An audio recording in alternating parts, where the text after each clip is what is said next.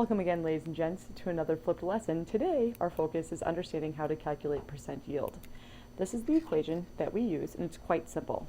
All you do is you take your actual yield divided by your theoretical yield and multiply that by 100%. So what the heck do these words mean? Your actual yield is what you actually get from an experiment. So this is going to be your lab data.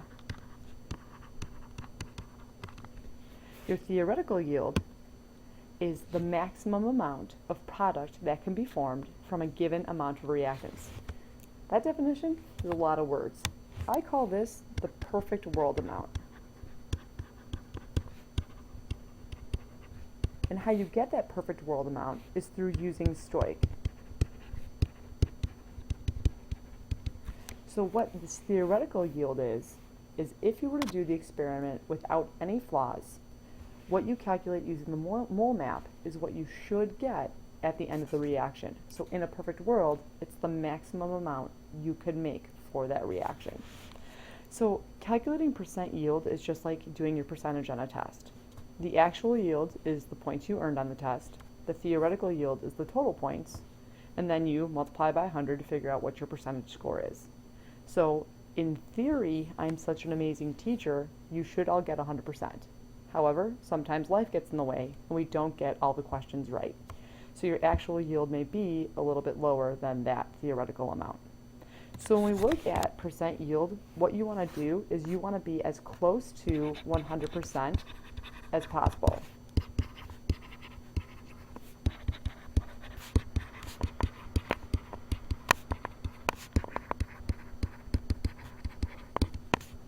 Because the closer you are to 100% when you calculate percent yield, the better your experiment went. So if we can go ahead and get really close to 100%, that means we did all right. So let's go ahead and let's look at an example. Yesterday in class, we worked with this reaction, and we were able to determine that our HCl was the limiting reactant. We had 600 grams that we put into the reaction, and it ran out before our magnesium.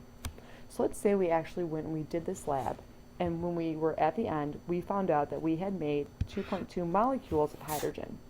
We want to go ahead and figure out what the percent yield is. So this 2.2 is my actual yield. The theoretical yield, we're going to go ahead and use STOIC to calculate. So we want to know how many molecules of H2 we can make when starting with 600 grams of HCl. So on my mole map, I'm going to go from mass 1 to particle 1 to get my answer. So I'm going to use my molar mass first. So I'm going to add an H and a Cl together, and I'm going to get 36.4609 grams. And I put that on the bottom because that's how many grams are in 1 mole of HCl. So my grams cancel, and I'm now in moles. I'm then going to use my mole ratio to go from moles of HCl to moles of H2. So for my balanced chemical reaction, I know that 2 moles of HCl will make 1 mole of H2. And I want to figure out how many particles that should be in a perfect world, so I'm going to use Avogadro's number X, because every 1 mole of H2 is equal to 6.022 times 10 to the 23rd molecules. So when I go ahead and I do some number punching in my calculator, rounding to 1 sig fig, I find out that that amount should be 5 times 10 to the 24th molecules. So now I can go ahead and I can calculate my percent yield. When I did the lab, I actually got 2.2 times 10 to the 22nd molecules. What I should have gotten was 5 times 10 to the 24th molecules. So you can see that I was way off in my lab. I multiply that by 100%, and when I'm done punching that in my calculator, I find out that I had 0.44% yield, which is terrible.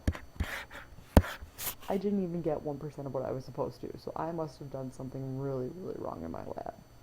But sometimes that's going to happen. Sometimes we're just going to have really bad labs, and we just have to move on. So what I'd like you guys to do right now is try this second question. We're going to do the decomposition of calcium carbonate, and in that process you get calcium oxide and carbon dioxide as your products. What I want you to do first is calculate the theoretical yield in grams of calcium oxide for this reaction. and then evaluate the percent yield. If we were to do this lab and we got 16.2 grams of calcium oxide, how good did we do? What was our percent yield?